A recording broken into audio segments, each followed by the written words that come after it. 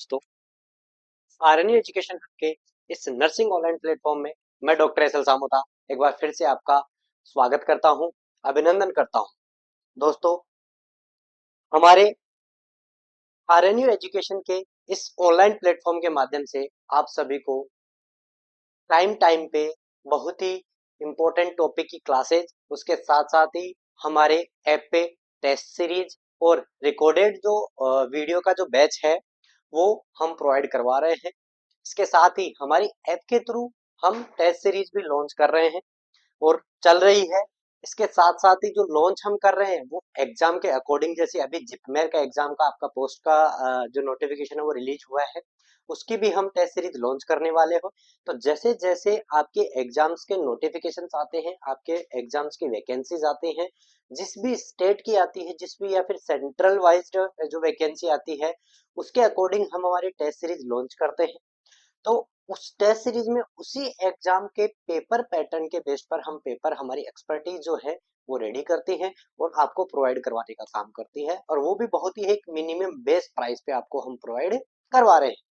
आज का जो अपना टॉपिक होगा, या फिर अपन कह सकते हैं कि एक नया सब्जेक्ट अपन स्टार्ट करने वाले हैं आरएनयू के इस ऑनलाइन प्लेटफॉर्म पे।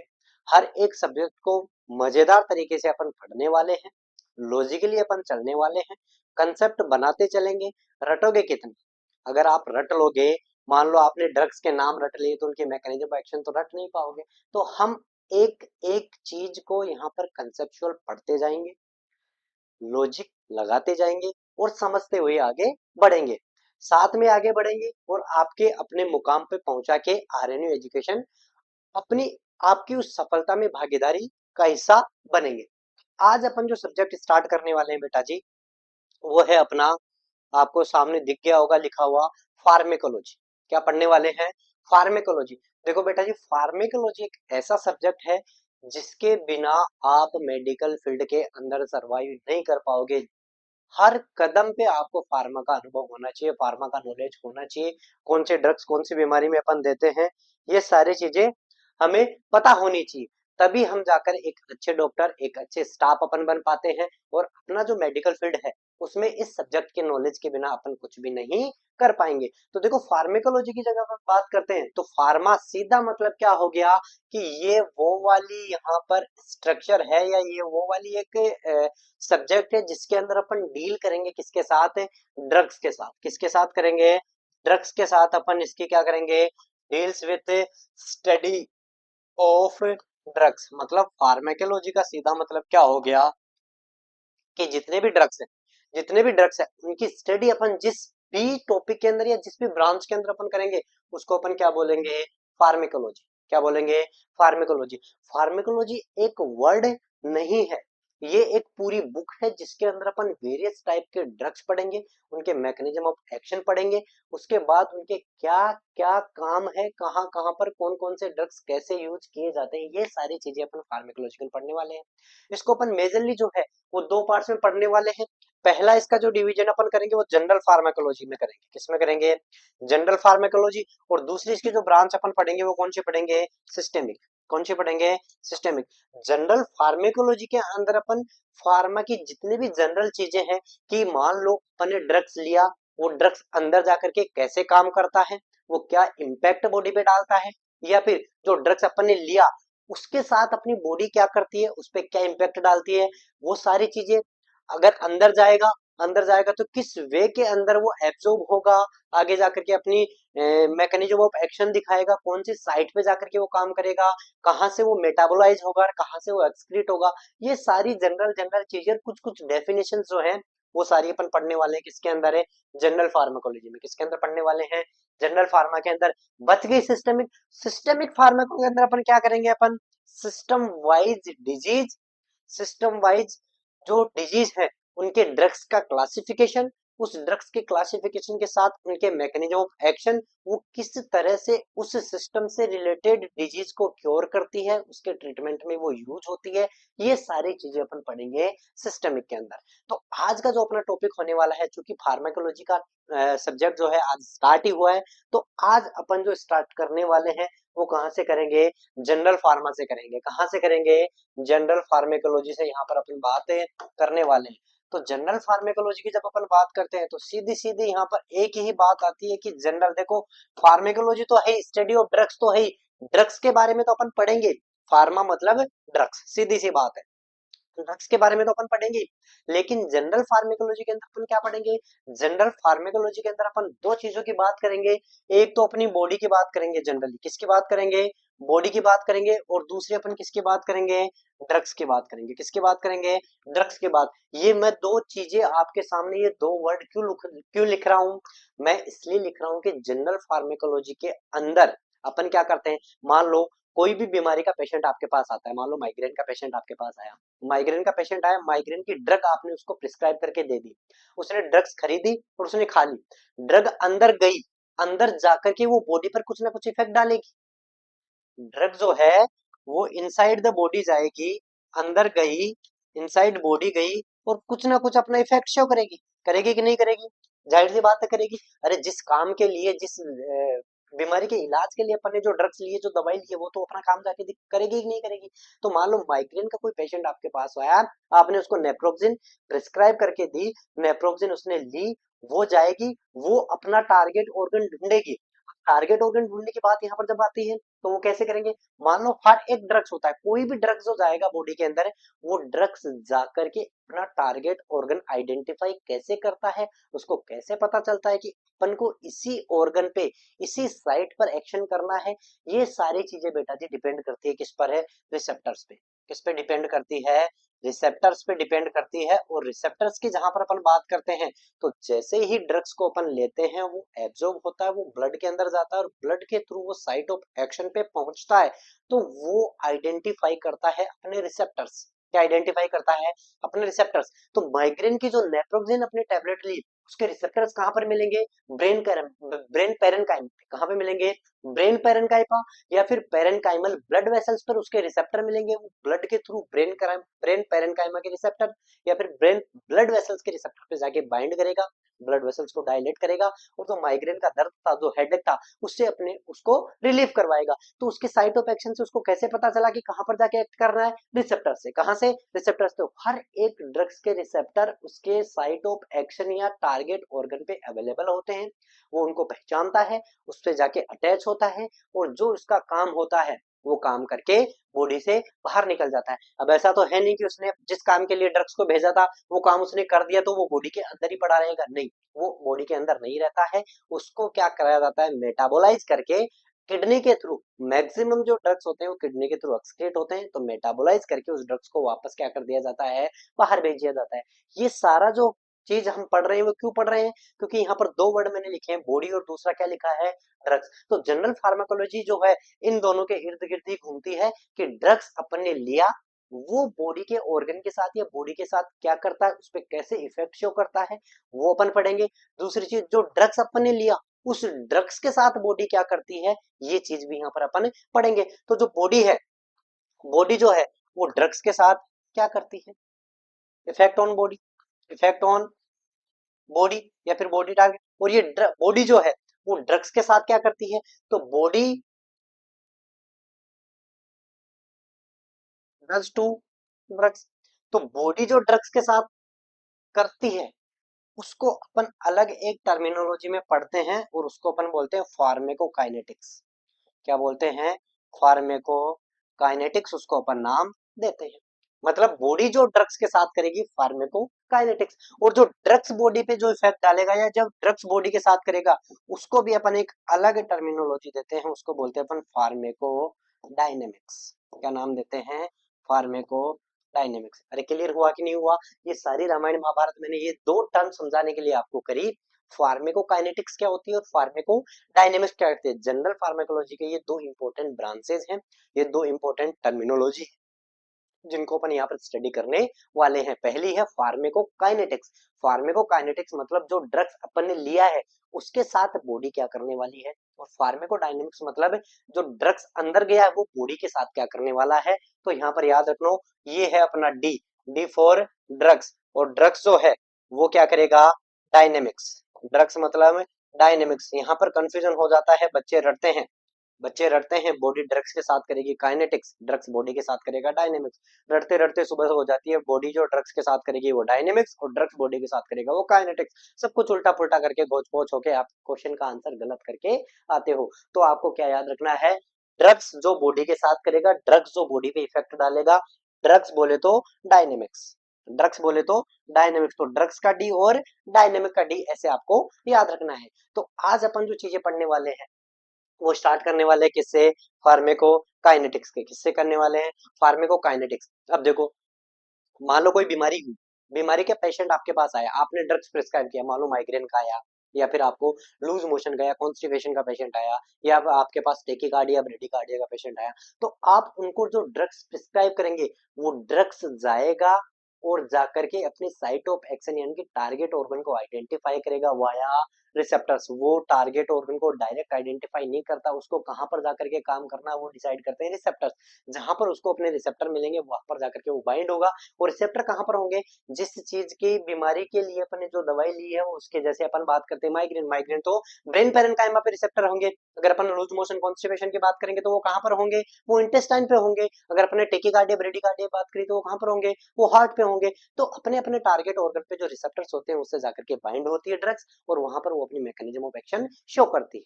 क्लियर है। तो आज का जो अपना टॉपिक होने वाला है वो कौन सा होने वाला है बेटा जी, फार्मेको काइनेटिक्स। क्या होने वाला है, फार्मेको काइनेटिक्स यहाँ पर आज अपन पढ़ने वाले हैं।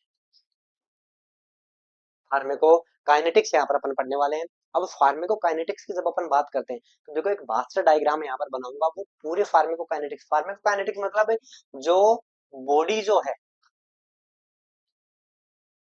हैज टू ड्रग, मतलब जो ड्रग्स के साथ बॉडी करती है उसको अपन क्या बोलते हैं, फार्मेकोकाइनेटिक्स। अब देखो, किसी बीमारी के लिए अपन ने ड्रग्स ली, इंजेस्ट किया, ओरल मोस्ट कॉमन रूट होता है। रूट की भी अपन बात करेंगे तो मोस्ट कॉमन जो इंजेक्शन का, मोस्ट कॉमन जो ड्रग अप्लाई का जो तरीका होता है वो कौन सा होता है, ओरल होता है। ओरल अपन ने क्या किया, मान लो ड्रग्स ली, कोई भी दवाई ली, उस दवाई जैसे ही गई अंदर इसोफेगस, स्टमक, स्टमक कुछ पार्ट उसका स्टमक में, कुछ पार्ट उसका इंटेस्टाइन में, मतलब ये डिपेंड करता है उसकी पीएच पे। वो भी अपन आगे बात करेंगे कि जो एसिडिक ड्रग्स होते हैं वो एसिडिक ड्रग्स एब्जॉर्ब हो जाते हैं कहाँ से, स्टमक से, और जो बेसिक ड्रग्स होते हैं वो कहाँ से हो जाते हैं, अपने इंटेस्टाइन से। तो यहाँ पर अपन फार्माकोकाइनेटिक्स जब अपन बात करते हैं तो यहाँ पर चार चीजों का अपन बात करेंगे, और वो चार चीजें कौन कौन सी होंगी। पहला जो होगा वो एब्जॉर्प्शन होगा, कि बॉडी के अंदर जैसे ही ड्रग्स आएगा वो उसको एब्जॉर्ब करेगी। एब्जॉर्ब करने के बाद उसका क्या होगा, डिस्ट्रीब्यूशन। क्या होगा, डिस्ट्रीब्यूशन मतलब ब्लड के थ्रू वो वेरियस ऑर्गन पे जाएगी, वेरियस साइट ऑफ एक्शन पे जाएगी, वहां पर जाकर के अपनी एक्शन शो कराएगी। उसके बाद क्या होगा, उसका काम खत्म हो गया, जो ड्रग्स, जिस काम के लिए अपन ने ड्रग्स ली थी उसने जाकर के अपना काम कर दिया। अब उसका क्या होगा, मेटाबॉलिज्म। अब क्या होगा उसका, मेटाबॉलिज्म। मेटाबॉलिज्म होने के बाद क्या हो जाएगा, उसको बाहर क्या कर देंगे अपन, एक्सक्रीट। क्या कर देंगे, एक्सक्रीट। तो ये जो ADME अपन ने बात करी है, ये चार चीजें अपन पढ़ेंगे किसके अंदर है, फार्मेको काइनेटिक्स के अंदर। और इसी के साथ साथ कुछ इससे रिलेटेड डेफिनेशंस, इससे रिलेटेड कंसेप्ट हैं, वो भी अपन साथ साथ बनाते हुए चलेंगे। तो आज अपन जो बात करने वाले हैं, किसकी बात करने वाले हैं, एब्जॉर्प्शन की बात करने वाले हैं। और एब्जॉर्प्शन के साथ साथ ही वो अपन बात करेंगे कि जो ट्रांसमिशन होता है, जो ड्रग्स का ट्रांसमिशन होता है, उसके क्या क्या मोड होते हैं, वो ट्रांसपोर्ट जो होता है वो कौन कौन से मोड के साथ ट्रांसपोर्ट होता है, वो भी आज अपन बात करने वाले हैं। क्लियर है। तो देखो, सबसे पहले मैं एक मास्टर डायग्राम यहाँ पर आपको बता देता हूँ फार्माकोकाइनेटिक्स का। वो मास्टर डायग्राम ये है कि मान लो ये अपना क्या है,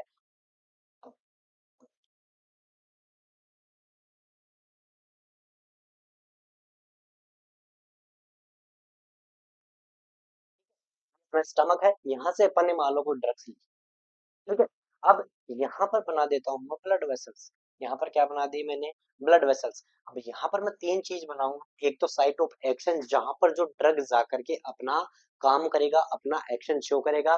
दूसरा जहां पर मेटाबॉलिज्म होगा यानी कि लीवर। और तीसरा जहां पर क्या होना है, उसको एक्सक्रीट होना है। क्या होना है, एक्सक्रीट होना है, मतलब है किडनी। किसके थ्रू होगा, किडनी। ये मास्टर डायग्राम है, याद रखना।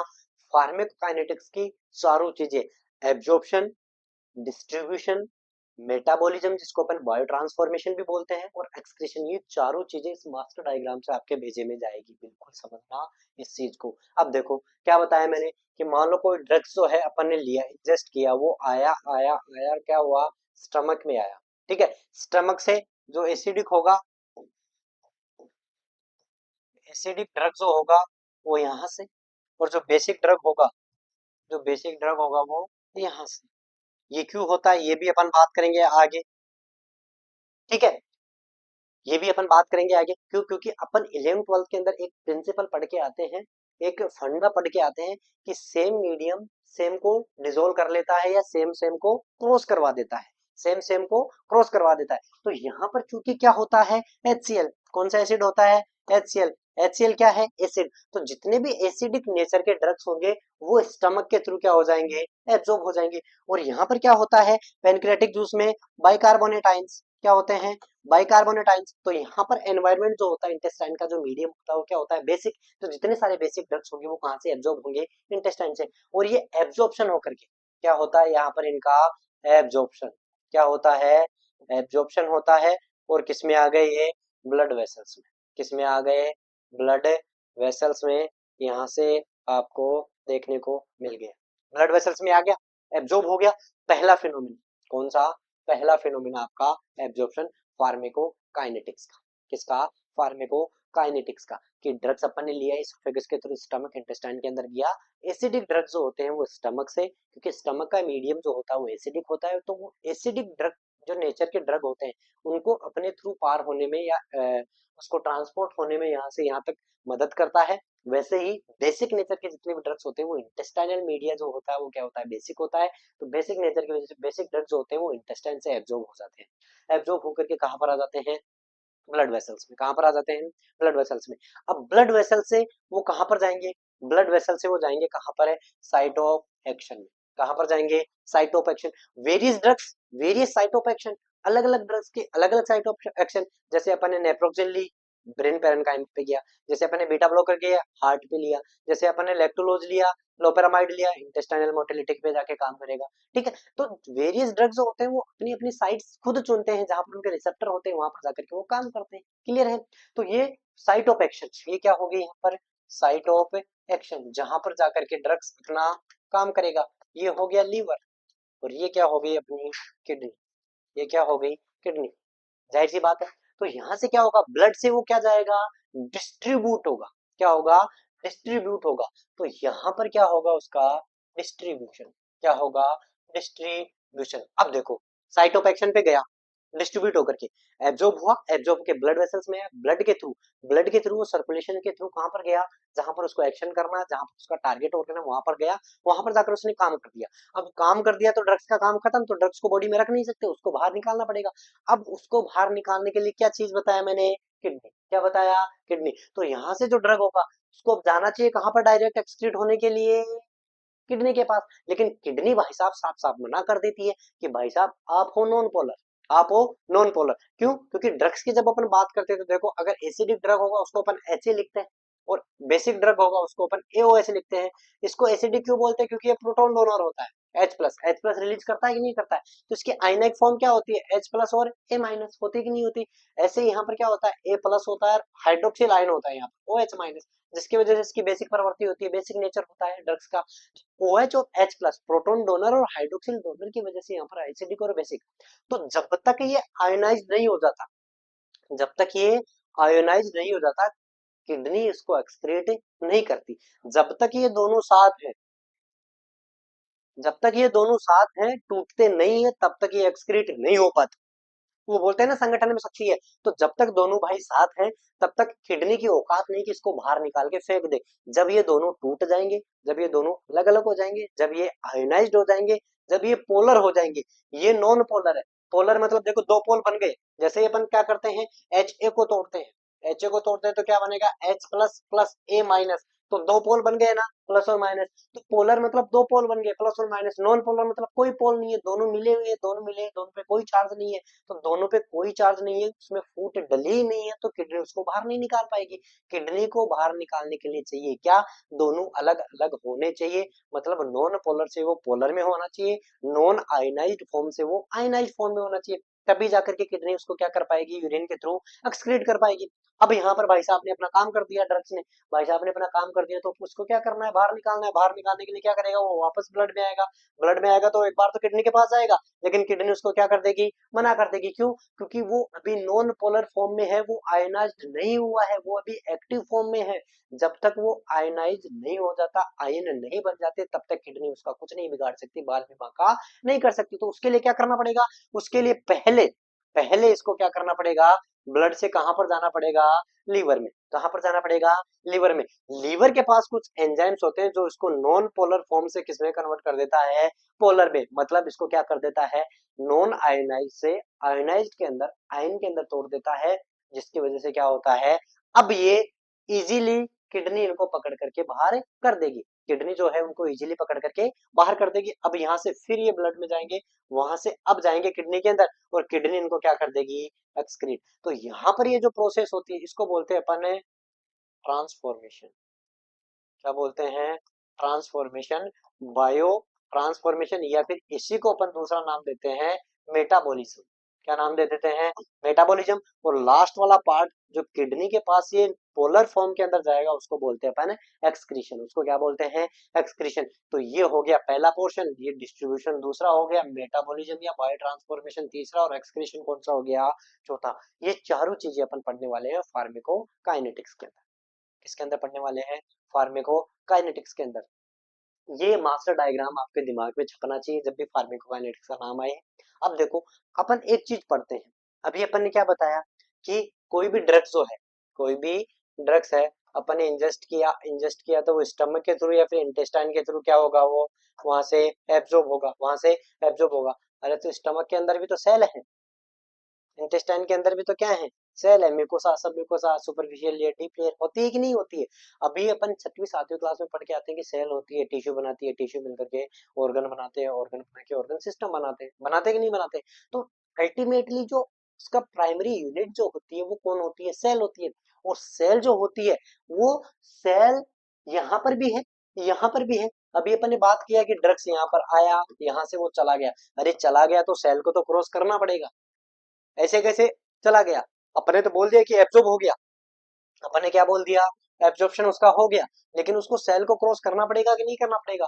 तो उस सेल के थ्रू वो कैसे ट्रांसपोर्ट होता है, उसके भी अपन को यहाँ पर पढ़ना पड़ेगा कि कौन कौन से मेथड्स होते हैं, कौन कौन से मोड होता है जो उस सेल के एक्रॉस या सेल सेल के बीच का जो स्पेस होता है, जिसको अपन एक्वास्पोर बोलते हैं, उसके थ्रू या फिर डायरेक्ट सेल के थ्रू वो अगर जाएगा तो कौन कौन से मोड के थ्रू वो जाएगा। डायरेक्ट उसका एब्जॉर्प्शन अपन ने तो बोल दिया, लेकिन एक पूरी प्रोसेस होती है जिसको अपन मोड ऑफ ट्रांसपोर्टेशन बोलते हैं। ड्रग्स कैसे सेल के एक तरफ से दूसरी तरफ वो कैसे जाएगा, उसका मोड ऑफ ट्रांसपोर्टेशन अपन को पढ़ना पड़ेगा। क्लियर है। तो यहाँ पर अपन बात करते हैं किसकी, मोड ऑफ ट्रांसपोर्टेशन की। किसकी बात करते हैं, मोड ऑफ ट्रांसपोर्टेशन।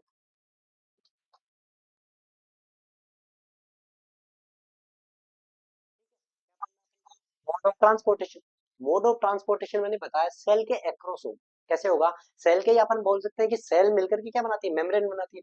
तो मेम्ब्रेन के एक्रॉस होगा। तो यहाँ पर मोड ऑफ ट्रांसपोर्टेशन की जब अपन बात करते हैं, मोड ऑफ ट्रांसपोर्टेशन की जब अपन बात करते हैं, तो यहाँ पर क्या होता है, इसको मेजरली अपन तीन के अंदर डिवाइड करते हैं। मेजरली अपन तीन के अंदर डिवाइड करते हैं, और वो तीन कौन कौन से हैं, एक तो होता है सिंपल, एक तो कौन सा होता है, सिंपल। दूसरा होता है स्पेशलाइज्ड, कौन सा होता है, स्पेशलाइज्ड। या फिर इसको अपन बोल देते हैं कैरियर ओरिएंटेड, कैरियर ओरिएंटेड। मतलब इसके ट्रांसपोर्टेशन के लिए अपन को किसकी जरूरत पड़ेगी, कैरियर की। और तीसरा जो होता है वो होता है पिनोसाइट्स। कौन सा होता है, पिनोसाइट्स। इनकी अपन एक एक करके बात करेंगे, ठीक है। सिंपल की अगर आप अपनी बात करते हैं तो यहाँ पर अपन को दो पढ़ना पड़ेगा। पहला पढ़ना पड़ेगा डिफ्यूजन, कौन सा पढ़ना पड़ेगा, डिफ्यूजन। और दूसरा जो है वो पढ़ना पड़ेगा फिल्ट्रेशन। क्या पढ़ना पड़ेगा, फिल्ट्रेशन। बेटा बहुत कंसेप्चुअल चल रहा हूँ, बहुत इजी वे के अंदर स्पून फीड करवाने की कोशिश कर रहा हूँ। डायरेक्ट आप क्वेश्चन अटेम्प्ट कर सकते हो पढ़ने के बाद। अगर कोई टॉपिक समझ में या कोई लाइन समझ में नहीं है तो आप वीडियो अपलोड हो जाएगा, उसके बाद आप कमेंट कर सकते हैं। यूट्यूब पे भी आपको ये वीडियो मिल जाएगा, जहां तक टेक्निकल टीम अपलोड करे कि नहीं करे वो देख लेना, लेकिन आपको ऐप पे ये बहुत अच्छे तरीके से एक्सप्लेन की हुई चीज आपको मिलने वाली है। तो यहाँ पर अपन ये दो चीजें पढ़ ली। उसके बाद स्पेशलाइज्ड और कैरियर ओरिएंटेड की जहां पर अपन बात करते हैं, तो पहला यहाँ पर जो होगा उसके अंदर अपन पढ़ेंगे फैसिलिटेटेड डिफ्यूजन। कौन सा पढ़ेंगे? फैसिलिटेटेड डिफ्यूजन की यहाँ पर अपन बात करेंगे। और दूसरा जो होगा यहाँ पर किसकी बात करेंगे अपन? एक्टिव ट्रांसपोर्ट की। किसकी बात करेंगे? एक्टिव ट्रांसपोर्ट की बात करेंगे। एक्टिव ट्रांसपोर्ट के अंदर भी जो होगा वो अपन बात करेंगे। पहला होगा प्राइमरी और दूसरा जो होगा वो कौन सा होगा? सेकेंडरी। कौन सा होगा? सेकेंडरी। ठीक है, सेकेंडरी के अंदर अपन जो पढ़ेंगे वो दो पढ़ेंगे, एक होगा सिम्पोर्ट और दूसरा होगा एंटीपोर्ट। इसके बाहर आपके क्वेश्चन नहीं जाएगा। सेकेंडरी के अंदर कौन कौन से होंगे? सिम्पोर्ट और एंटीपोर्ट। बिल्कुल नाम देख के घबराना नहीं है, बिल्कुल हर एक चीज को अपन इजी इजी के अंदर पढ़ेंगे, कंसेप्ट बना के चलेंगे, लॉजिक बना के चलेंगे। तो ये सारे जो है मोड ऑफ ट्रांसपोर्टेशन है, इसके अपन एक एक करके बात कर लेते हैं। सबसे पहले अपन बात करते हैं किसके? सिंपल वाले की। किसकी बात कर लेते हैं? सिंपल वाले की यहाँ पर अपन बात कर लेते हैं। तो सिंपल के अंदर पहला है अपना कौन सा? डिफ्यूजन। कौन सा है? डिफ्यूजन। ठीक है, तो मान लो ये अपनी सेल मेम्ब्रेन है। ये क्या है? ये सेल मेम्ब्रेन है। इस सेल मेम्ब्रेन के अदर अपन को क्या करना है? एक्रॉस द सेल बात करनी है। एक्रॉस द सेल वो कैसे ड्रग्स जाएगा, एब्जॉर्ब कैसे होगा, एब्जॉर्ब होने के लिए उसको सेल को क्रॉस करना पड़ेगा। तो सेल क्रॉस करने के भी मोड होते हैं ट्रांसपोर्टेशन के। पहला अपन उसके अंदर पढ़ रहे हैं डिफ्यूजन। तो देखो यहाँ पर मैंने बता दिया, ये कोई ए ड्रग है। ये क्या है? ये कोई ए ड्रग है जिसकी इधर कंसंट्रेशन क्या है? ज्यादा। इसके अंदर इधर कंसंट्रेशन क्या है? ज्यादा। और एक जो है वो बी ड्रग की यहाँ पर बात कर लेते हैं अपन। किसकी कर लेते हैं? बी ड्रग की। तो ये दो ड्रग जो हैं वो यहाँ पर पड़े हैं। अब यहाँ पर दूसरी तरफ इधर ए की कंसंट्रेशन जो है वो बहुत कम है, और बी की भी जो कंसंट्रेशन है वो क्या है? बहुत कम है। क्लियर है? देखो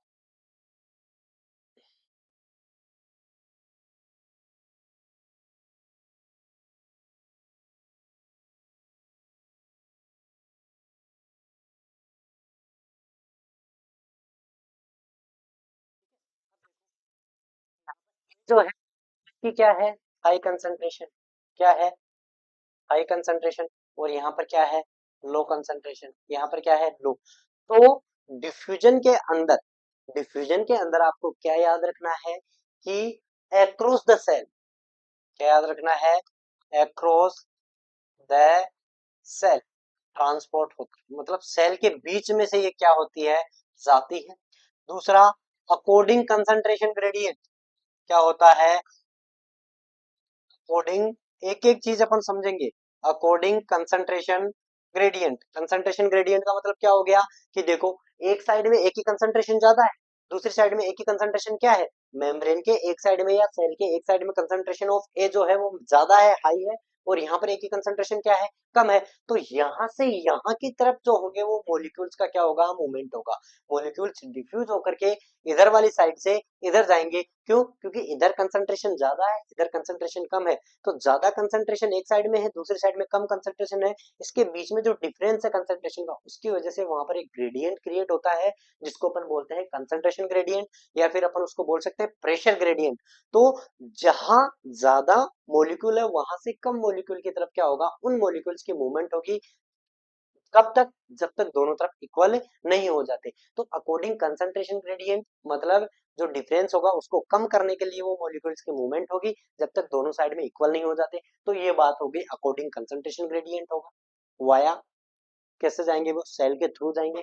तीसरी चीज, यहाँ पर कैरियर की जरूरत है नहीं है, कैरियर की रिक्वायरमेंट नहीं है। चौथी चीज, यहाँ पर जो है वो एनर्जी की भी जरूरत है नहीं है, एनर्जी की भी जरूरत नहीं है। अब यहाँ पर आपको एक चीज याद रखनी है, जो यहाँ पर लिमिटिंग, जो यहाँ पर जो इसकी मूवमेंट को लिमिट करेगा वो कौन करेगा? कंसंट्रेशन। कौन करेगा? कंसंट्रेशन। तो यहाँ पर जो लिमिटिंग,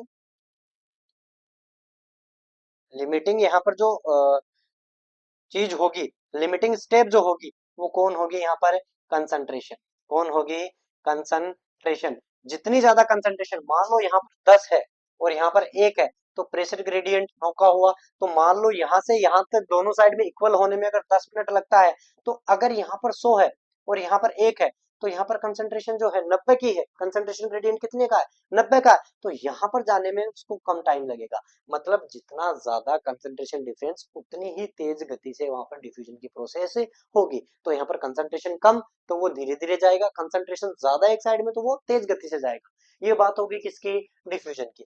किसकी बात हो गई, डिफ्यूजन की। यहाँ पर अपन ने बात कर ली, क्लियर बात है, किसकी बात कर ली, डिफ्यूजन की। तो डिफ्यूजन के बारे में आपको क्या याद रखना है कि डिफ्यूजन जो होता है वो एक सिंपल प्रोसेस होती है, अकॉर्डिंग कंसंट्रेशन ग्रेडियंट होती है, अक्रॉस द सेल जाता है, सेल के अंदर से होकर के जाता है। तीसरी चीज वहां पर क्या हो गया कि एनर्जी की जरूरत होती है, ना एनर्जी की जरूरत होती है ना कैरियर की वहां पर आपको जरूरत है पड़ती है। और जो कंसंट्रेशन होती है वो यहाँ पर जितनी ज्यादा कंसंट्रेशन होगी वो उतनी तेज गति से वहां पर जाएगा। और दूसरी चीज यहाँ पर जो इम्पोर्टेंट एक चीज और आपको याद रखनी है, वो इम्पोर्टेंट चीज क्या याद रखनी है, नेचर ऑफ ड्रग। क्या याद रखना है, नेचर ऑफ ड्रग। अगर लिपिड सोल्यूबल होगा, लिपिड सोल्यूबल अगर ड्रग होगा, तो याद रखो फिलिप मॉडल, फ्लूइड मोजेक मॉडल अपन ने पढ़ा था, वहां पर अपन ने क्या पढ़ा था कि मेम्ब्रेन जो होती है लिपिड बाइलेयर होती है। सेल मेम्ब्रेन जो होती है किसकी मिलकर बनी होती है, लिपिड की मिली बनी होती है। और अभी थोड़ी देर पहले मैंने प्रिंसिपल आपको बताया था कि सेम सेम को डिसॉल्व करता है, सेम सेम को अलाउ करता है। तो लिपिड मॉलिक्यूल होगा वो लिपिड बाइलेयर में आराम से निकल जाएगा, जबकि जो हाइड्रोफिलिक होगा, हाइड्रोफिलिक होगा वो लिपिड बाइलेयर से आराम से नहीं निकल पाएगा। तो यहाँ पर क्या होगा कि जो लिपिड सोल्यूबल ड्रग्स होंगे वो क्या हो जाएंगे, इजीली पास हो जाते हैं। तो क्या हो जाते हैं, इजीली पास हो जाते हैं, जबकि लिपिड इनसोल्यूबल मॉलिक्यूल जो होते हैं वो यहाँ से क्रॉस नहीं कर पाते। क्यों, क्योंकि सेल मेम्ब्रेन की नेचर भी कैसी होती है, लिपिड वाली होती है, लिपिड बाइलेयर की मिलकर बनी होती है। इसलिए जो लिपिड नेचर वाले ड्रग्स होते हैं वो इजिली चले जाते हैं। तो डिफ्यूजन के बारे में ये दो चीज आपको याद रखनी है। इसके बाद अपन बात करते हैं सिंपल के अंदर ही बी की बात करते हैं, कौन सा, फिल्ट्रेशन। किसकी बात कर लेते हैं अपन, फिल्ट्रेशन की। तो फिल्ट्रेशन के अंदर देखो ये बना दी अपन ने सेल मेम्ब्रेन, ठीक है। अब सेल मेम्ब्रेन, अब एक सेल ये है, दूसरी सेल ये है, तीसरी सेल ये है। तो देखो इन सेल के बीच में क्या है, ये स्पेस है, जिनको अपन क्या बोलते हैं, पैरासेल्युलर स्पेस। दो सेल के बीच में स्पेस है तो इसको क्या बोलते हैं, पैरासेल्युलर स्पेस, या फिर इसी को अपन बोल देते हैं एक्वस पोर। क्या बोलते हैं, एक्वस पोर। तो चीजें सेम है, डिफ्यूजन की तरह ही है सब। फिल्ट्रेशन जो होगा वो कैसे होगा, एज लाइक डिफ्यूजन। सारी की सारी जो इसके कैरेक्टरिस्टिक फीचर होंगे ना, वो किसकी तरह होंगे, डिफ्यूजन की तरह। केवल फर्क होगा जहां पर डिफ्यूजन में जो मूवमेंट हो रही थी वो अक्रॉस द सेल हो रही थी, यहाँ पर जो मूवमेंट होगी ना वो बेटा जी किससे होगी, एक्वस पोर की। कहां से होगी, थ्रू एक्वस पोर, थ्रू एक्वस पोर। यहाँ पर जो ड्रग्स आएगा वो इसके थ्रू जाएगा। बाकी सब कैरेक्टरिस्टिक जो होंगे वो किसके अकॉर्डिंग होंगे, डिफ्यूजन के। यहाँ पर ना तो एनर्जी की जरूरत, ना कैरियर की जरूरत, अकॉर्डिंग कंसंट्रेशन, मतलब हाई कंसंट्रेशन से लो कंसंट्रेशन ये भी जाएगा।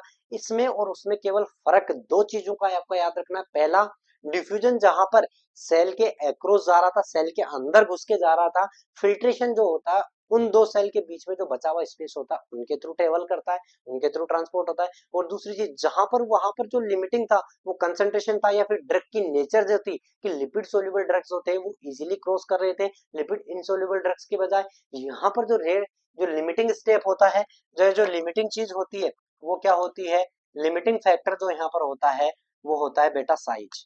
क्या होती है, साइज। कि जो छोटी साइज के, जो स्मॉल साइज के मॉलिक्यूल होंगे, स्मॉल साइज के मॉलिक्यूल होंगे वो क्या हो जाएंगे, यहाँ पर इजीली निकल लेंगे, इजीली क्या हो जाएंगे, क्रॉस कर जाएंगे। जो लार्ज साइज के मॉलिक्यूल होंगे वो इजीली क्रॉस नहीं कर पाएंगे। तो केवल डिफ्यूजन और फिल्ट्रेशन में ये दो ही अंतर आपको याद रखना है।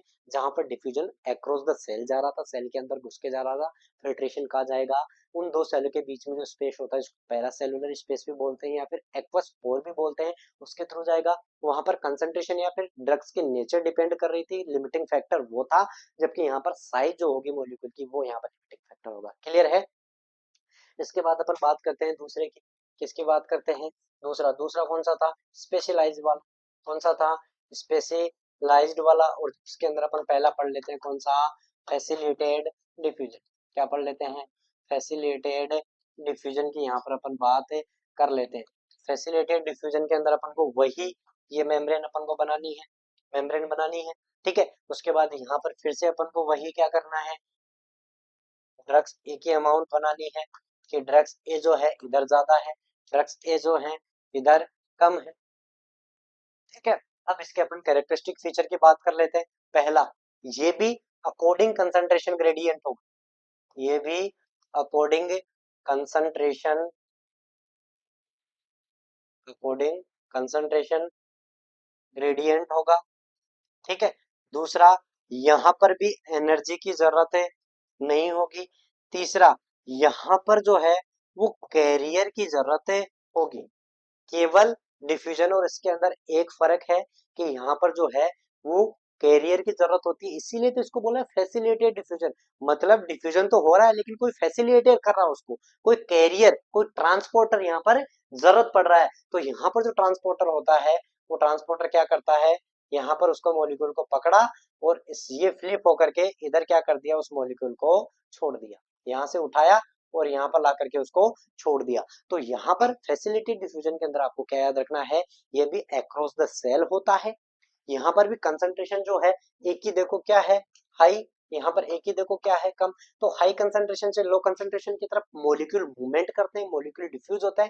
केवल यहाँ पर फर्क क्या है कि ये मॉलिक्यूल को ले जाने के लिए वहां पर किसकी जरूरत पड़ती है, कैरियर की जरूरत पड़ती है, ट्रांसपोर्टर की जरूरत पड़ती है, जिसको अपन फैसिलिटेटेड डिफ्यूजन नाम दे देते हैं।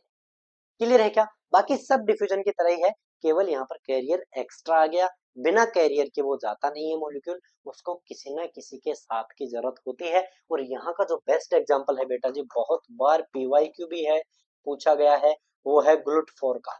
किसका है? ग्लूटाफोर का।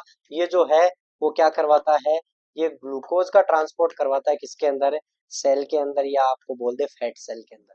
तो फैट सेल जो होगी, मान लो ये अपनी फैट सेल है, इसके अंदर ग्लूकोज की एंट्री करवानी है, किसकी करवानी है, ग्लूकोज की। तो यहाँ पर कैरियर जो होगा वो कैरियर कौन होगा, ग्लूटाफोर। कौन होगा, ग्लूटाफोर एज ए कैरियर काम करता है ग्लूकोज का ट्रांसपोर्ट करवाने के लिए इन फैट सेल। ठीक है, बहुत बार क्वेश्चन पूछा गया है। तो ये था अपना फैसिलिटेटेड डिफ्यूजन। ये कौन था, फैसिलिटेटेड डिफ्यूजन। अब बात कर लेते हैं इसका अगला टाइप स्पेशलाइज्ड की, वो कौन सा है बेटा जी, वो है एक्टिव ट्रांसपोर्ट। वो कौन सा है, एक्टिव ट्रांसपोर्ट। ठीक है, ये कौन सा है, एक्टिव ट्रांसपोर्ट। यहाँ पर भी अपन बात करें, यहाँ पर भी अपन बात करें तो ये अपनी मेम्ब्रेन बना दी।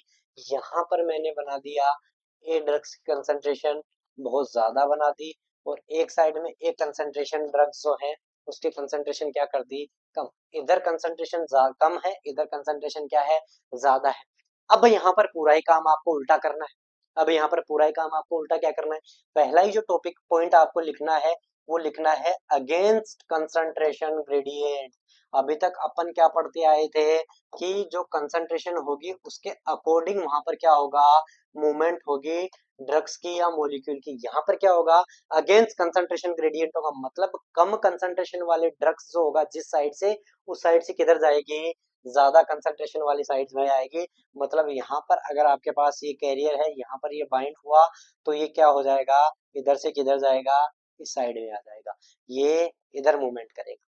ठीक है, इसका मतलब ये हो गया कि अभी तक अपन पढ़ते आए थे कि जिधर कंसंट्रेशन ग्रेडियंट क्रिएट हुआ, प्रोड्यूस हुआ, उधर ही साइड मॉलिक्यूल की मूवमेंट हो रही थी। यहाँ पर उल्टा होगा कि पहले से कम है, वहीं से उठ करके ज्यादा की साइड में मॉलिक्यूल का ट्रांसपोर्ट होगा। अगर ऐसा अपन को करना है, ऐसा अगर अपन को करना है कि एक साइड जहां पर ऑलरेडी कम आदमी है, दूसरी साइड ऑलरेडी ज्यादा आदमी है, अगर उधर साइड अपन को कोई चीज पहुंचानी होगी और वो अगर विरोध कर रहे हैं उस चीज का, तो अपन को क्या चाहिए, सामर्थ्य, स्ट्रेंथ, शक्ति, अपन को पावर ज्यादा चाहिए, मतलब एनर्जी ज्यादा चाहिए। इसीलिए यहाँ पर आपको याद रखना होगा कि यहाँ पर किसकी जरूरत पड़ती है, एनर्जी की जरूरत पड़ती है।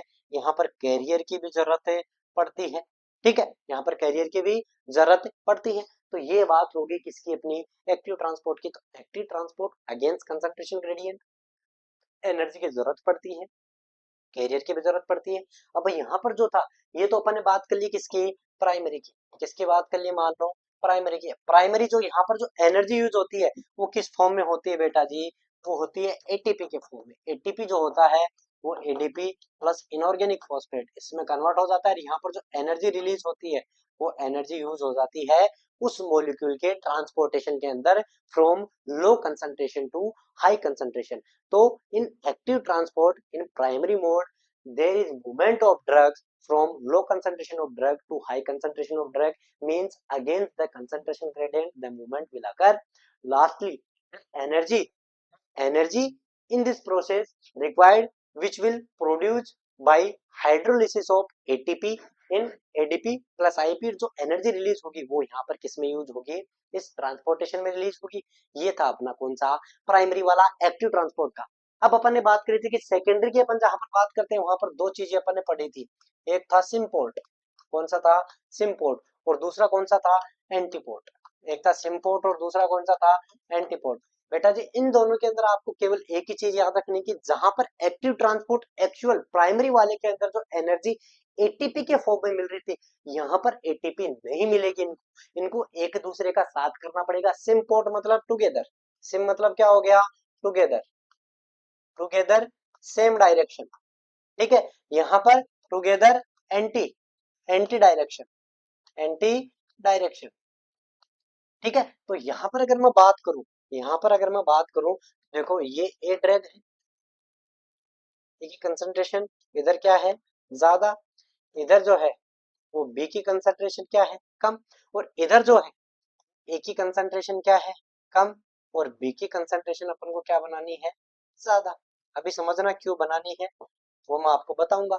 सेम इधर अपन बनाते हैं, इधर बनाते हैं तो यहाँ पर फिर से ए की कंसंट्रेशन अपन को ज्यादा और बी की कंसंट्रेशन यहाँ पर क्या करनी है अपन को, कम, और इधर जो है वो बी की कंसंट्रेशन अपन को करनी है ज्यादा और ए की कंसंट्रेशन करनी है कम, ठीक है। अब देखो यहाँ पर है एक कैरियर जरूरत होगा ए मॉलिक्यूल के लिए, सिम्पोर्ट साथ में जाएंगे ना, साथ में जाएंगे तो दो कैरियर, एक ए को ट्रांसपोर्ट करेगा, एक डायरेक्ट बी को ट्रांसपोर्ट करेगा, तो दो कैरियर की जरूरत है यहाँ पर भी पड़ेगी, दो कैरियर की जरूरत है यहाँ पर भी पड़ेगी। ये तो क्लियर हुआ क्या कि साथ में ट्रांसपोर्ट होगा, एक सेम डायरेक्शन में जाएगा जिसको सिम्पोर्ट बोलेंगे, एक जो होगा ए जिस डायरेक्शन में जाएगा उसके अपोजिट में बी आएगा मतलब एंटी डायरेक्शन होगा, लेकिन दोनों के लिए अलग अलग कैरियर की जरूरत पड़ेगी। अब देखो यहाँ पर अगर अपन ए को इधर से इधर भेजते हैं, ए को इधर से इधर भेजते हैं तो देखो इधर ए की जो कंसंट्रेशन है वो क्या है, ज्यादा, और बी की कंसंट्रेशन क्या है, कम। बी की कंसंट्रेशन क्या है, सॉरी इधर भी अपन को बी की कंसंट्रेशन क्या करनी पड़ेगी, ज्यादा, इधर भी बी की कंसंट्रेशन अपन को क्या करनी पड़ेगी, ज्यादा। तो देखो यहाँ पर जो है वो क्या हो गया, यहाँ पर बी की कंसंट्रेशन भी क्या करनी है अपन को, ज्यादा, बी की कंसंट्रेशन भी क्या है, ज्यादा, इधर ए की कंसंट्रेशन भी कम और बी की कंसंट्रेशन भी क्या हो गई, कम, ठीक है। अब देखो यहां से यहां पर अगर ड्रग्स को जाना है, ड्रग्स की कंसंट्रेशन इधर क्या हो गई, ए की ज्यादा और इधर क्या हो गई, कम, ठीक है। इधर उल्टा लिख दिया अपन ने, ठीक है, इधर उल्टा अपन ने क्या लिख दिया कि ए की कंसंट्रेशन अपन को करनी है क्या, कम, ए की कंसंट्रेशन, क्योंकि एक्टिव ट्रांसपोर्ट एनर्जी अपन को कब चाहिए, एनर्जी अपन को चाहिए कि जब अपन को लो कंसंट्रेशन से हाई कंसंट्रेशन की तरफ करना होगा, लो कंसंट्रेशन से हाई कंसंट्रेशन की तरफ करना होगा। थोड़ा सा इसका यहाँ पर डेमोन्स्ट्रेशन गलत हो गया, यहाँ पर ए की कंसंट्रेशन होनी चाहिए वो कम और बी की कंसंट्रेशन जो होनी चाहिए वो क्या होनी चाहिए, ज्यादा, वो क्या होनी चाहिए, ज्यादा। तो यहाँ पर ए की कंसंट्रेशन जो है वो है कम और बी की कंसंट्रेशन जो होनी चाहिए वो क्या हो गई, ज्यादा। तो देखो ए जो है वो आपकी कम कंसंट्रेशन से किसकी तरफ जा रहा है, ज्यादा कंसंट्रेशन की तरफ, मतलब अगेंस्ट कंसंट्रेशन ग्रेडियंट। ए जो होगा यहाँ पर अपना मेन मॉलिक्यूल है, कौन है, मेन मॉलिक्यूल है, या फिर अपन बात करते हैं मेन ड्रग है, ठीक है। और जो बी है वो क्या है, हेल्पर, वो क्या है, हेल्पर। हेल्पर क्यों बोल रहे हैं, क्योंकि अपन को एक्चुअल में मूवमेंट करवाना है ए ड्रग को, किसको करवाना है, ए ड्रग को, लेकिन उसको एनर्जी चाहिए, लेकिन उसके पास एटीपी है नहीं, तो एनर्जी कहां से होगी, एनर्जी होगी जो बी की मूवमेंट होगी ना, उस मूवमेंट की वजह से वहां पर क्या होगी, एनर्जी मिलेगी। तो इसके लिए सिम्पोर्ट, सिम्पोर्ट मतलब देखो यहाँ पर ए कम है, ए से ज्यादा की तरफ जाएगा against concentration gradient, against concentration gradient, against होगा तो एनर्जी जरूरत होगी, लेकिन यहाँ पर देखो बी ज्यादा है कंसंट्रेशन, इधर क्या है बी की कम है, इधर क्या है बी की कम है, तो ज्यादा कंसंट्रेशन से कम कंसंट्रेशन की तरफ जाएगा। जो प्रेशर ग्रेडियंट होगा, वो प्रेशर ग्रेडियंट की वजह से यहाँ पर क्या होगा कि जो एनर्जी रिलीज होगी, इधर ज्यादा है इधर कम है, इधर से इधर जब मूवमेंट होगी किसकी, मॉलिक्यूल की, बी ड्रग की, हेल्पर ड्रग की, तो यहाँ पर क्या निकलती है, एनर्जी। यहाँ पर क्या निकलती है, एनर्जी। और ये वाली जो एनर्जी होती है इसका यूज कर लेता है ए मॉलिक्यूल, इसीलिए उसको बोला हेल्पर। कि ए मॉलिक्यूल जो मेन मॉलिक्यूल होगा, जो मेन ड्रग होगा, देखो दो ड्रग होंगे, सिम्पोट या एंटीपोट दोनों में दो ड्रग होंगे, एक मेन ड्रग होगा एक हेल्पर ड्रग होगा। मेन ड्रग जो होगा उसकी मूवमेंट हमेशा अगेंस्ट द कंसंट्रेशन ग्रेडियंट करनी है, लो कंसंट्रेशन से ज्यादा की तरफ भेजना है, इसके लिए उसको एनर्जी चाहिएगी। और वो एनर्जी कौन देगा, हेल्पर मॉलिक्यूल देगा, जो अपनी ज्यादा कंसंट्रेशन से कम कंसंट्रेशन की तरफ जाएगा, जिसकी वजह से वो जो प्रेशर डिफरेंस क्रिएट होगा, जो कंसंट्रेशन डिफरेंस क्रिएट होगा, उसकी वजह से वहां पर एनर्जी एमिट होती है। और एनर्जी निकलने की वजह से वही एनर्जी जो होती है वो मेन मॉलिक्यूल जो ए है उसके ट्रांसपोर्टेशन के लिए अगेंस्ट द कंसंट्रेशन जो जा रहा है उसके लिए यूज हो जाती है। सेम यहाँ पर करना है। यहाँ पर देखो क्या करना है, ए जो है वो ए की कंसंट्रेशन इधर क्या है, ज्यादा, तो ए जो होगा इधर से किधर आएगा, इधर।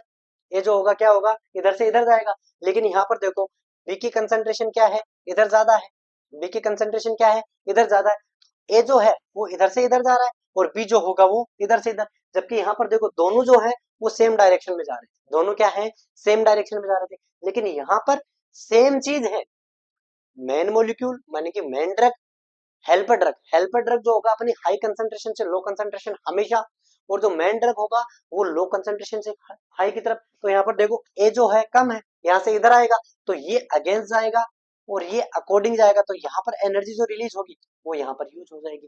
केवल एंटी और सिम का मतलब ये है कि जो मेन मॉलिक्यूल होगा हमेशा लो से हाई की तरफ जाएगा, और जो हेल्पर होगा वो अपनी हाई से लो की तरफ जाएगा, जिसकी वजह से कंसंट्रेशन ग्रेडियंट का जो डिफरेंस क्रिएट होगा उसकी वजह से जो एनर्जी निकलेगी वो एनर्जी मेन मॉलिक्यूल अपने ट्रांसपोर्टेशन के लिए यूज कर लेगा। ठीक है, सिम के अंदर दोनों सेम डायरेक्शन में जाएंगे इसलिए सिमपोर्ट, एंटी के अंदर दोनों एक दूसरे के अपोजिट डायरेक्शन में जाएंगे इसलिए बोल दिया एंटीपोर्ट। भेजे में गया कि नहीं गया, हर एक चीज का लॉजिक होता है, अपन समझते हुए आगे बढ़ रहे हैं। लास्ट वाला जो है वो अपन बात करते हैं किसकी, पिनोसाइट की। किसकी बात करते हैं, पिनोसाइट। पिनोसाइट की जहां पर अपन बात करेंगे, देखो जब भी अपन बात करते हैं किसकी, फेगोसाइटोसिस की, किसकी बात करते हैं, फेगोसाइटोसिस की, तो वहां पर कोई भी पैथोजन जाता है, कोई भी एंटीजन जाता है, ठीक है, उसको मैक्रोफेज क्या करती है, इंगल्फ करती है। क्या करती है, इंगल्फ करती है। ये अपनी मैक्रोफेज, यहाँ पर कोई पैथोजन आया इसके पास जैसे ही आया वो क्या करती है, यहाँ पर एक कॉलम बनाती है, उसको क्या कर लेती है, इंगल्फ कर लेती है। क्या कर लेती है, इंगल्फ कर लेती है। तो यहाँ पर जो इसका ट्रांसपोर्टेशन होगा वो ट्रांसपोर्टेशन सीधे कैसे होगा कि जैसे ही ड्रग्स जो है, जैसे ही ड्रग्स जो है वो सेल के पास गया, सेल डायरेक्टली इसको क्या कर लेगी, इंगल्फ कर लेगी। क्या कर लेगी, इंगल्फ कर लेगी, डायरेक्ट इसको अपने अंदर ले लेगी, जिसको अपन बोलते हैं पिनोसाइट। पिनोसाइट मतलब पी गई, डायरेक्ट सेल के पास गया, सेल उसको पी गई, अंदर ले लिया, अंदर लेकर के ब्लेब बना लिया, ब्लेब फॉर्मेशन की वजह से उसको अंदर करके ट्रांसपोर्ट करवा दिया, तो ये पिनोसाइट हो गया। ठीक है, तो अभी तक अपन ने जो पढ़ा उसका एक समरी बना लेते हैं, उसको अपन पढ़ लेते हैं। पहला देखो, मोड ऑफ ट्रांसपोर्टेशन की बात अपन करते हैं, किसकी बात करते हैं, एक समरी के तौर पे मैं फिर से एक बार रिवाइज करवा देता हूँ। मोड ऑफ ट्रांसपोर्टेशन की जब अपन बात करते हैं, पहला अपन ने देखा सिंपल, कौन सा देखा, सिंपल। सिंपल के अंदर पहला कौन सा था, डिफ्यूजन, कौन सा था, डिफ्यूजन। और दूसरा कौन सा था, फिल्ट्रेशन, दूसरा कौन सा था, फिल्ट्रेशन। ठीक है, इसके बाद अपन ने बात की ट्रांसपोर्टेशन की, तो इसके अंदर अपन ने बात करी स्पेशलाइज्ड की, किसकी बात करी, दूसरा कौन सा था अपना, दूसरा था अपना स्पेशलाइज्ड, दूसरा कौन सा था, स्पेशलाइज्ड। ठीक है, स्पेशलाइज्ड के अंदर अपन ने बात करी थी कौन सा, पहला था अपना फैसिलिटेटेड डिफ्यूजन, कौन सा था, फैसिलिटेटेड डिफ्यूजन। और इधर कौन सा था, एक्टिव ट्रांसपोर्ट, कौन सा था, एक्टिव ट्रांसपोर्ट।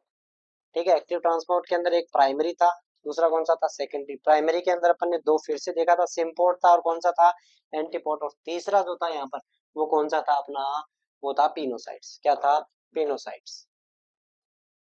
क्लियर है, ये एक समरी मैंने बता दी। डिफ्यूजन जो अक्रॉस द सेल होगा, फिल्ट्रेशन जो होगा वाया एक्वस पोर होगा, जो दो सेल के बीच में जगह होती है। बाकी सारी चीजें इनके अंदर सेम थी कि अगेंस्ट अकॉर्डिंग कंसंट्रेशन ग्रेडियंट होगा। इन दोनों में एनर्जी की जरूरत भी नहीं है, इन दोनों में कैरियर की जरूरत भी नहीं है। ठीक है, यहाँ पर केवल कैरियर बदला था कि कैरियर आ जाता है, एनर्जी नहीं आती है। यहाँ पर भी अकॉर्डिंग कंसंट्रेशन ग्रेडियंट हो रहा था, यहाँ पर अगेंस्ट कंसंट्रेशन ग्रेडियंट होता, एनर्जी यहाँ पर आ जाती है, यहाँ पर डायरेक्ट एनर्जी जो होती है एटीपी के फॉर्म में मिलती है, यहाँ पर सेकेंडरी मॉलिक्यूल जो होता है, हेल्पर मॉलिक्यूल होता है, उसके हाइड्रोलिसिस या फिर उसके जो कंसंट्रेशन ग्रेडियंट का डिफरेंस क्रिएट होता है उसकी वजह से जो एनर्जी एमिट होती है यहाँ पर यूज होती है। और पिनोसाइड में अपन ने बता दिया कि डायरेक्ट जो सेल होती है वो क्या करती है, यहाँ पर इंगल्फ करती है, डायरेक्ट जो सेल होती है वो क्या करती है, इंगल्फ करती है। क्लियर है? तो ये सारी चीजें अपन ने देख ली, ये सारी चीजें अपन ने देख ली, मोड ऑफ ट्रांसपोर्टेशन। अब अपन आते हैं एक्चुअल अपने मेन टॉपिक पे, जो क्या था, फार्मेकोकाइनेटिक्स। क्या था, फार्मेकोकाइनेटिक्स। तो यहाँ पर अगर अपन फार्मेकोकाइनेटिक्स की बात करते हैं तो फार्मेकोकाइनेटिक्स को अपन ने चार पार्ट्स में डिवाइड किया था, एब्जॉर्प्शन, डिस्ट्रीब्यूशन, मेटाबॉलिज्म और एक्सक्रीशन। और सबसे पहले अपन बात करे थे किसकी, एब्जॉर्प्शन की। किसके बात करे थे, एब्जॉर्प्शन की। एब्जॉर्प्शन की जहां पर आपको बात करनी है तो देखो, एब्जॉर्प्शन और एक्सक्रीशन, एब्जॉर्प्शन और एक्सक्रीशन, यहाँ पर मैं आपको एक कंसेप्ट क्लियर कर देता हूँ। यहाँ पर वो चीजें आपकी हमेशा आपको याद रखनी है। अगर ड्रग्स को अगर ड्रग्स को एब्जॉर्ब करवाना है, ड्रग्स को एब्जॉर्ब करना है तो उसको सेम मीडियम चाहिए। ड्रग्स को अगर एब्जॉर्ब करवाना है तो उसको सेम मीडियम चाहिए। और अगर ड्रग्स को एक्सक्रीट करवाना है तो उसको अपोजिट मीडियम चाहिए। उसको क्या चाहिए, अपोजिट मीडियम। अपोजिट मीडियम क्यों चाहिए, क्योंकि जब तक वो आयनाइज्ड नहीं होगा, जब तक वो टुकड़ों में टूटेगा नहीं, जब तक वो अपने आयंस में टूटेगा नहीं, जब तक वो पोलर फॉर्म में आएगा नहीं, तब तक किडनी उसको एक्सक्रीट नहीं कर पाएगी। तो जब तक ड्रग्स को एब्जॉर्ब करना है, जैसे अपन बात करते हैं कि अगर मान लो ड्रग्स एसिड है, ड्रग नेचर एसिडिक है, तो उसको मीडियम भी कैसा चाहिए, एसिड, तब जाके वो क्या होगा, एब्जॉर्ब। अगर ड्रग बेसिक नेचर का है, ड्रग अगर बेसिक नेचर का है तो उसको मीडियम भी कैसा चाहिए, बेसिक, तब जाके वो क्या होगा, एब्जॉर्प्शन होगा। इसका क्लासिकल एग्जांपल एब्जॉर्प्शन की अपन बात करते हैं तो यहाँ पर अपन क्या बताएंगे कि सेम मीडियम, क्या बताएंगे, सेम मीडियम की यहाँ पर आपको क्या पड़ती है, जरूरत पड़ती है। सेम मीडियम की यहाँ पर जरूरत पड़ते हैं। जैसे एसिडिक नेचर के ड्रग्स होंगे वो कहाँ से एब्जॉर्ब होते हैं, स्टमक से। कहाँ से होते हैं, स्टमक, क्योंकि वहां पर एनवायरनमेंट कैसा होता है, एसिडिक। और जो बेसिक ड्रग होते हैं, जो बेसिक ड्रग होते हैं वो कहाँ से एब्जॉर्ब होते हैं, इंटेस्टाइन्स। कहाँ से होते हैं, इंटेस्टाइन्स, क्योंकि वहां का एनवायरनमेंट कैसा होता है, बेसिक। ये किसकी वजह से एसिडिक होता है, HCl की वजह से। और ये किसकी वजह से होता है, पेनक्रियाटिक जूस की वजह से। किसकी वजह से होता है, पेनक्रियाटिक जूस की वजह से, क्योंकि वहां पर क्या होते हैं, बाइकार्बोनेट आयंस होते हैं। क्या होते हैं, बाइकार्बोनेट आयंस होते हैं। ठीक है, जिसकी वजह से यहाँ पर क्या होता है, बेसिक एनवायरनमेंट होता है। तो एसिडिक ड्रग जो होते हैं उनके एब्जॉर्प्शन के लिए अपन को एसिड मीडियम चाहिए, और जो बेसिक ड्रग होता है उसके एब्जॉर्प्शन के लिए अपन को क्या चाहिए, बेसिक ड्रग्स, बेसिक मीडियम चाहिए। क्या चाहिए, बेसिक मीडियम चाहिए। तो एब्जॉर्प्शन की यहाँ पर बात होगी अपनी कि एब्जॉर्ब जो होगा तो उसको सेम मीडियम की जरूरत होगी। क्लियर है? अब देखो, यहाँ पर अपन एक डायग्राम से अपन समझ रहे थे, एक डायग्राम से यहाँ पर अपन समझ रहे थे कि ये अपनी क्या थी, ब्लड वेसल्स। ये क्या थी, अपनी ब्लड वेसल्स। यहाँ पर अपन ने ड्रग्स खाया, इसोफेगस में गया, इसोफेगस से स्टमक में गया, स्टमक से कहाँ पर गया वो, इंटेस्टाइन में गया। कहाँ पर गया, इंटेस्टाइन में गया। इंटेस्टाइन में जाने के बाद वो, ठीक है, एसिडिक होगा वो यहाँ से, और जो बेसिक होगा वो यहाँ से।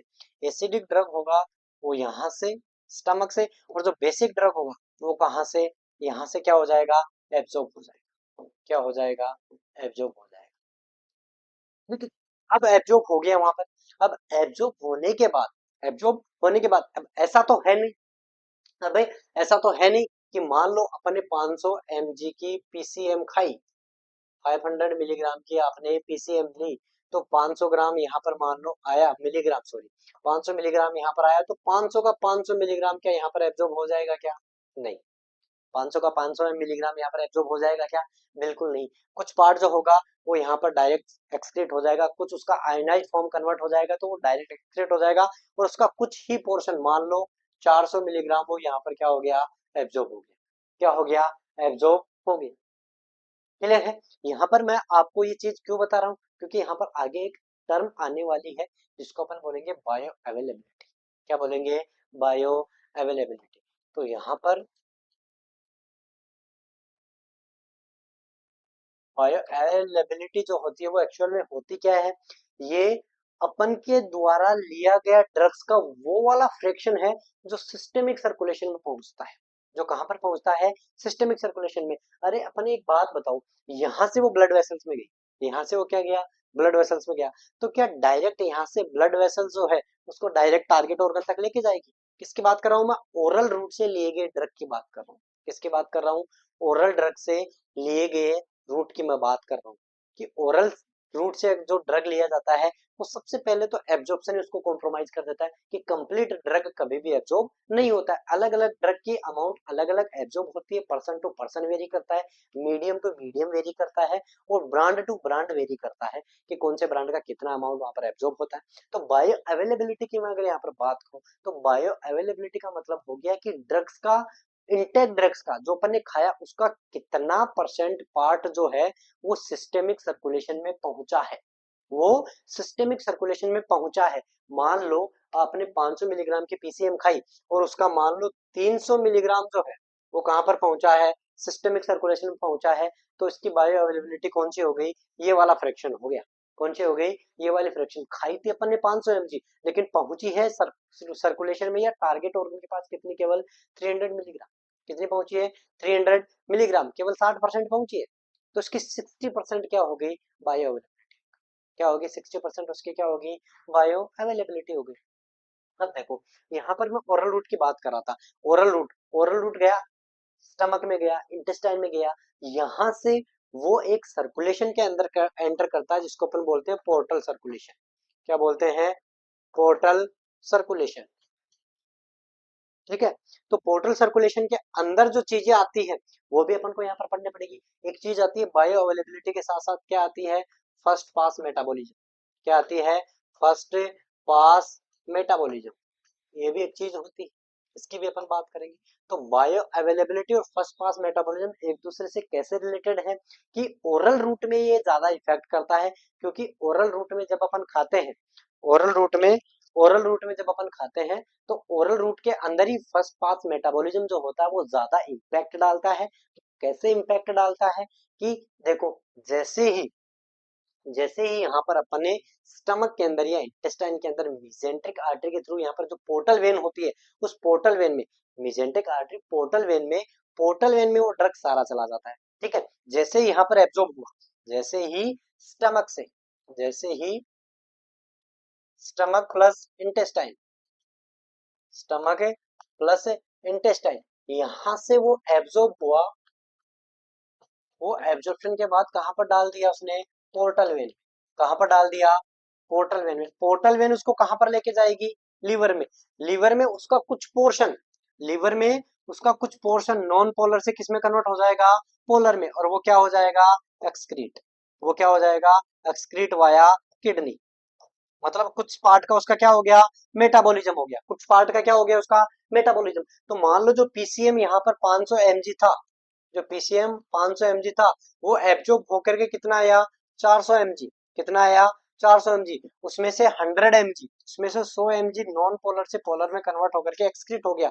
बचा कितना, यहाँ पर जो हिपेटिक वेन होगी, जो लीवर की वेन होगी हेपेटिक वेन, उसमें केवल कितना आया, वो 300 mg। कितना आया, 300 mg। अब ये इसको इंफीरियर वेना कावा में डालेगी, कहाँ डालेगी, इंफीरियर वेना कावा में डालेगी। ये इसको ले जाएगी राइट साइड ऑफ हार्ट में, राइट साइड ऑफ हार्ट में, राइट साइड ऑफ हार्ट, और राइट साइड हार्ट, ये जाएगा कहाँ पर, लंग्स में। लंग्स से प्योर होकर के ये लेफ्ट साइड में आएगा, और लेफ्ट साइड से कहाँ पर जाएगा, आरोटा। कहाँ पर जाएगा, अरोटा। अरोटा के बाद में ये पहुंचेगा किसमें, सिस्टेमिक सर्कुलेशन। किसमें पहुंचेगा, सिस्टेमिक सर्कुलेशन में। तो ये इतना ट्रेवल करके जाना होता है ओरल रूट से ली गई ड्रग्स को। तो यहाँ पर देखो ओरल रूट की ड्रग्स और यहाँ पर सिस्टेमिक ड्रग्स के अंदर जो पहुंचती है, जो फ्रैक्शन पहुंचता है, फ्रैक्शन ऑफ इनटेक ड्रग्स, जो इनटेक ड्रग था उसका वो फ्रैक्शन जो सिस्टेमिक सर्कुलेशन में पहुंचता है, उसको अपन नाम देते हैं बायो अवेलेबिलिटी। क्या नाम देते हैं, बायो अवेलेबिलिटी। मतलब खाए गए ड्रग्स का वो वाला हिस्सा जो आपको सिस्टेमिक सर्कुलेशन में मिलेगा, सिस्टेमिक सर्कुलेशन में मिलेगा। तो ओरल रूट से लिया हुआ देखो कहां पर, एक तो कहां पर इफेक्ट पड़ रहा है उसका, एब्जॉर्प्शन कंप्लीट नहीं हो रहा, एब्जॉर्प्शन हो भी रहा है तो लीवर के अंदर क्या हो रही है उसकी, फर्स्ट पास मेटाबॉलिज्म। यहाँ पर क्या हो रही है, फर्स्ट पास मेटाबॉलिज्म। क्या हो रही है, फर्स्ट पास मेटाबॉलिज्म। क्लियर है क्या? तो फर्स्ट पास मेटाबॉलिज्म और एब्जॉर्प्शन, ये दो फैक्टर हैं जो अफेक्ट करते हैं ओरल रूट से ली गई ड्रग्स की बायो अवेलेबिलिटी के लिए। पहली चीज, बायो अवेलेबिलिटी समझ में आया क्या? कि लिए गए ड्रग्स के अमाउंट का वो वाला फ्रैक्शन जो सिस्टमिक सर्कुलेशन तक पहुंचता है एक्चुअल अमाउंट के अंदर, वो बायो अवेलेबिलिटी होती है। बायो अवेलेबिलिटी ओरल रूट के अंदर कहाँ कहाँ अफेक्ट होती है? एब्जॉर्प्शन के अंदर, और दूसरा फर्स्ट पास मेटाबॉलिज्म में। फर्स्ट पास मेटाबॉलिज्म क्या है?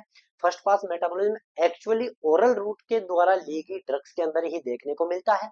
ओरल रूट के द्वारा ली गई ड्रग्स, जो ओरल रूट के थ्रू अपन ड्रग्स लेते हैं, वहां पर क्या होता है कि जो एब्जॉर्प्शन के अंदर, और उसके साथ साथ ही जैसे ही वो एब्जॉर्ब होगी स्टमक और इंटेस्टाइन से, वहां से पोर्टल वेन के थ्रू उसको लीवर में ले जाया जाता है। लीवर में उनका कुछ फ्रैक्शन, उसका कुछ अमाउंट जो होती है वो मेटाबोलाइज्ड हो जाती है। मेटाबोलाइज्ड होकर के वो पोलर में कन्वर्ट हो जाती है और उसको एक्सक्रीट कर दिया जाता है। वहां पर भी अमाउंट जो होती है वो कम हो जाती है। जो 400 mg आई थी उसकी 100 mg यहाँ पर फिर से क्या होगी? मेटाबोलाइज होगी। तो उसको बोलते हैं अपन फर्स्ट पास मेटाबॉलिज्म। तो जितनी थेराप्यूटिक इंडेक्स के अंदर या थेराप्यूटिक डोज के अंदर अपन को दवाई चाहिए थी, मान लो अपन को पीसीएम को अपने टेम्परेचर, मान लो कोई पेशेंट आया, उसका 102 डिग्री टेम्परेचर है, उसका 102 डिग्री क्या है? टेम्परेचर है। अब इसका टेम्परेचर लोअर करने के लिए, कम करने के लिए अपन को 400 mg पीसीएम चाहिए। 400 mg क्या चाहिए? पीसीएम चाहिए। तो अगर अपन ने ओरली ले ली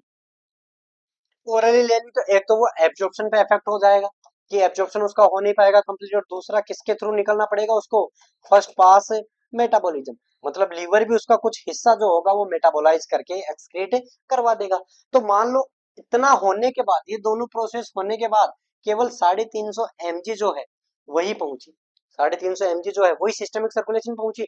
लेकिन बुखार कम करने के लिए थेराप्यूटिक डोज जो है, जो थेराप्यूटिक डोज जो है वो कितना है? मान लो 400 mg। थेराप्यूटिक डोज जो है कितना है? 400 mg, लेकिन पहुंचे कितनी? 350 mg। तो क्या वो बुखार कम कर पाएगी? का नहीं कर पाएगी। ये मेजर डिसएडवांटेज होता है ओरल रूट का। मोस्ट कॉमन रूट ओरल ही होता है, लेकिन उसका मोस्ट कॉमन डिसएडवांटेज भी यही होता है कि कभी कभी ड्रग जो होता है अपनी थेरेप्यूटिक रेंज तक पहुंच नहीं पाता है। वो अपना प्रॉपर इम्पैक्ट या प्रॉपर इफेक्ट या प्रॉपर जो उसकी एफिकेसी होती है वो दिखा नहीं पाता है, पोटेंशियल जो होती है वो दिखा नहीं पाता है। क्लियर है क्या? तो बायो अवेलेबिलिटी वो वाला फ्रैक्शन जो लिए गए ड्रग्स का सिस्टमिक सर्कुलेशन में पहुंचता है। मान लो 100 मिलीग्राम का 60 पहुंचा, तो 60% उसका क्या होगी? बायो अवेलेबिलिटी होगी। क्या होगी? बायो अवेलेबिलिटी होगी। ठीक है। कभी कभी वो क्या पूछता है? एक ग्राफ देकर के पूछता था। क्या पूछता है? एक ग्राफ के थ्रू भी वो पूछ लेता है। ग्राफ क्या होगी? इधर होती है प्लाज्मा कंसंट्रेशन और इधर क्या होता है? टाइम। इधर क्या होती है? Plasma concentration. इधर क्या होता है? टाइम। 0, 1 hour, 2 hour, 3, 4, 5। तो यहाँ पर क्या होता है कि ऐसे ये होती है मैक्सिमम कंसंट्रेशन। क्या होती है? Maximum concentration. और ये होता है टी मैक्स, कि वो वाला टाइम जो उस ड्रग को अपने ब्लड के अंदर अपनी मैक्सिमम अमाउंट तक पहुंचने में लगा। तो ये होता है टी मैक्स और ये होता है सी मैक्स। ये क्या होता है? C Max. टी मैक्स और क्या हो गया? C Max. तो ये जो होगा, ये जो एरिया होगा, ये एरिया किसको बताता है? ये बायो अवेलेबिलिटी को बताता है। किसको बताता है? बायो अवेलेबिलिटी को बताता है। Area under curve, AUC. Plasma concentration और टाइम के बीच में, प्लाज्मा कंसंट्रेशन और टाइम के बीच के अंदर जो ग्राफ होता है, जिसका जो एरिया अंडर कर्व होता है, वो बताता है क्या? बायो अवेलेबिलिटी को वहां पर डिनोट करता है। Bio availability first pass metabolism, पहला अपना एब्जॉर्प्शन वाला पोर्शन खत्म हो गया। ठीक है। तो इसी के साथ आज अपनी क्लास खत्म करेंगे। अगली क्लास के अंदर अपन बात करेंगे डिस्ट्रीब्यूशन की। किसकी बात करेंगे? डिस्ट्रीब्यूशन की, जिसके अंदर अपन वॉल्यूम ऑफ डिस्ट्रीब्यूशन की बात करेंगे, प्लाज्मा प्रोटीन बाइंडिंग की बात करेंगे। ठीक है। फ्री की, बाइंड फॉर्म की, फ्री फॉर्म की, हीमोडायलिसिस, पॉइजनिंग में कौन से ड्रग्स की हीमोडायलिसिस अपन नहीं करते हैं, ये सारी चीजें डिस्ट्रीब्यूशन। उसके बाद अपन मेटाबॉलिज्म की बात करेंगे और लास्ट में अपन बात करेंगे एक्सक्रीशन की। तो आज की क्लास को अपन यही विराम देते हैं। चलते हैं इसी जोश और होश के साथ अगली क्लास में। मिलते रहिए, पढ़ते रहिए, हंसते रहिए, मुस्कुराते रहिए। मिलते हैं अगली क्लास में। जय श्री श्याम। Good evening.